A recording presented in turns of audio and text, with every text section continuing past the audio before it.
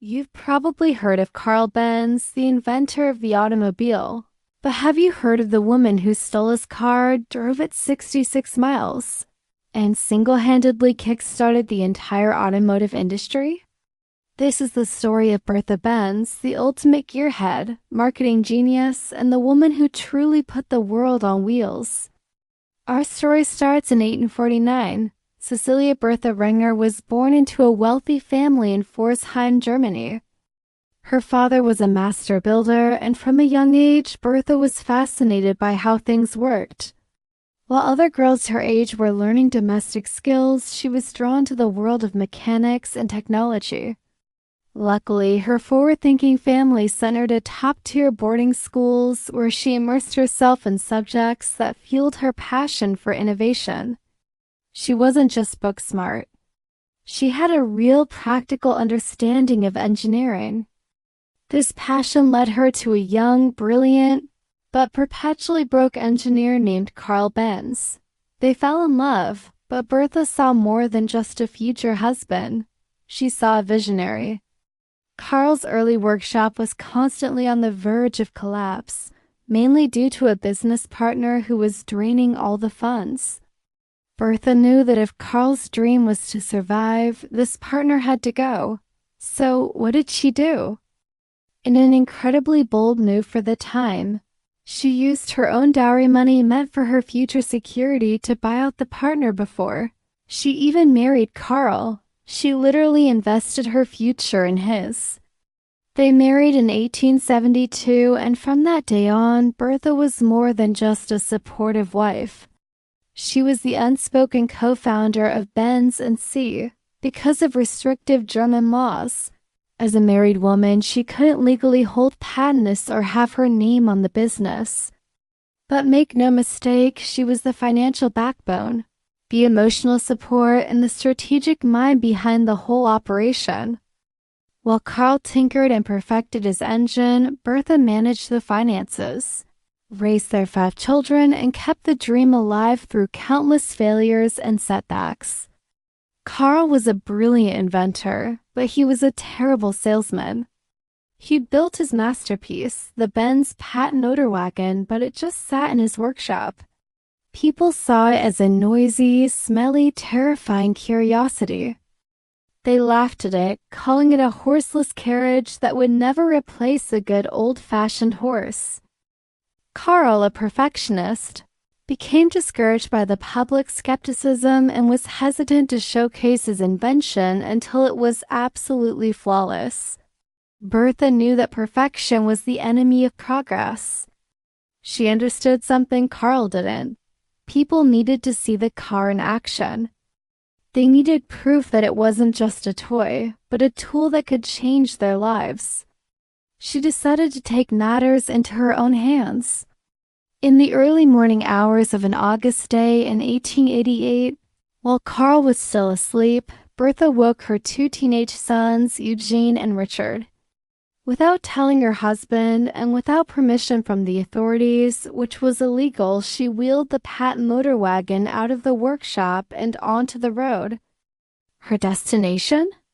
Her mother's house in Pforzheim, 66 miles away. This wasn't just a joyride. It was a meticulously planned marketing stunt. It would be the world's first long-distance automobile journey. The trip was anything but smooth.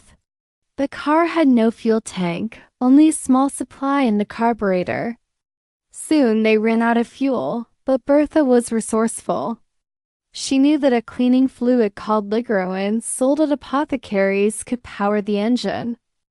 They pushed the car to the town of Wiesluk, where she walked into the local pharmacy and bought every bottle they had. That pharmacy to this day calls itself the world's first gas station. As they continued, more problems arose. A fuel line got clogged. What did Bertha do? She pulled a long pin from her hat and cleared the blockage herself. Then an ignition wire started to short out. Ever the improviser, she took off her garter, and used its elastic band to insulate the wire. She was a one-woman pit crew. The biggest challenge came when they reached the hills. The car's single gear was not powerful enough to climb the steep inclines. Bertha and her sons had to get out and push their three-wheeled, 400-pound machine up the slopes. It was exhausting work, but it gave Bertha a crucial idea. When she finally reached Forest Hunt and sent a telegram to Carl announcing her successful arrival, she also made a suggestion. The car needed another gear for climbing hills. Carl later added this climbing gear, a fundamental innovation that made cars practical for all terrains. But perhaps her most significant invention came from a moment of terror. As they were going downhill, the simple wooden brakes started to fail. The car was picking up dangerous speed. Thinking fast, Bertha stopped at a local cobbler and asked him to nail pieces of leather onto the brake blocks. In that moment, she had invented the world's first brake pads, or brake linings, a safety feature that is still essential in every car today. Bertha's journey was a sensation. People along the route were stunned, amazed, and a little bit scared. But they were also intrigued. News of the woman who drove a horseless carriage over 60 miles spread like wildfire. The trip generated massive, invaluable publicity. It proved that the automobile was reliable, useful, and the future of transportation. Orders for the patent motor wagon started pouring in. Bertha's daring PR stunt had single-handedly turned her husband's invention from a workshop curiosity into a commercial success. The rest, as they say, is history. Benz and C grew into a global powerhouse, eventually merging to become the Mercedes Benz we know today. While Carl got the credit for inventing the car, he never forgot who made it all possible. In his memoirs, he wrote a beautiful tribute to his wife. Only one person remained with me in the small ship of life when it seemed destined to sink. That was my wife. Bravely and resolutely, she set new sails of hope. Bertha was finally recognized for her contributions late in life. On her 95th birthday in 1944, she was named an honorary senator by the Technical University of Karlsruhe, a prestigious academic honor.